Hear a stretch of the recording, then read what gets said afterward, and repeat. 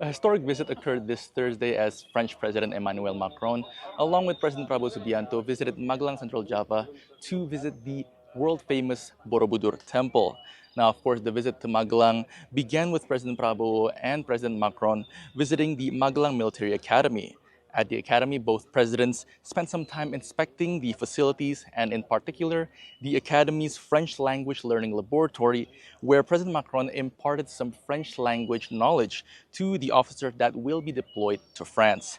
During the visit, President Macron also bestowed upon President Prabowo the Legion's Honor, the highest and most prestigious French National Order of Merit. Of course, afterwards, both leaders visited the world-famous Borobudur Temple. The visit to the famed UNESCO World Heritage Site signifies the intentions of both countries to expand and also strengthen their cooperation in the fields of culture and tourism.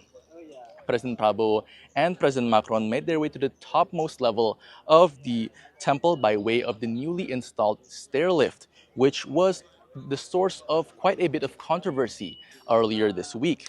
However, the Presidential Communications Office has since assured the public that the stairlift was installed without the use of any permanent fixtures such as nails or drills and will be removed immediately after the visit. Of the 27 MOUs that were signed by President Macron and President Prabowo Subianto during the state visit, two of which specifically addressed cooperations in the field of culture as well as tourism.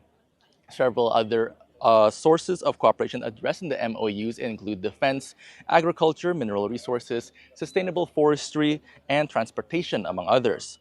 All in all, the 27 MOUs signed during President Macron's visit is estimated to be worth 11 billion US dollars. What is perhaps the most notable during the bilateral meetings held yesterday was perhaps both leaders' agreement regarding the war in Gaza. President Macron stated that he will push for an independent Palestine during the upcoming two-state solution summit in New York. Meanwhile, President Prabowo Subianto also boldly proclaimed that he will recognize Israel as a state if in turn Israel recognized Palestine as its own sovereign state.